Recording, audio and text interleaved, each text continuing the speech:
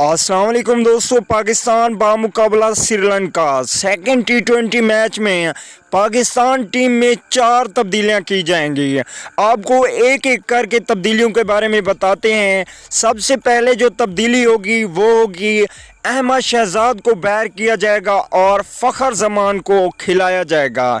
फ़खर जमान और बाबर आजम श्रीलंका के खिलाफ सेकंड टी20 मैच में ओपनिंग करेंगे। दूसरी तब्दीली की बात करें तो इफ्तिखार अहमद को बैर किया जाएगा और हारिस सुहेल को खिलाया जाएगा।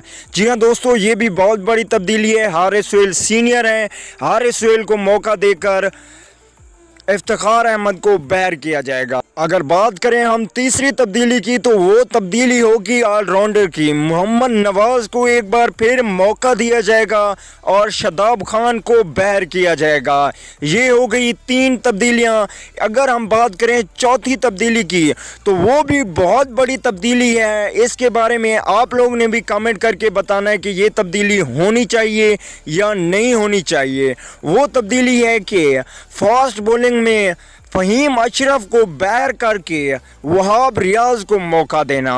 तो दोस्तों, आप लोगों ने कमेंट करके ज़रूर बताना है कि ये 4 तब्दीलियां होनी चाहिए या नहीं होनी चाहिए।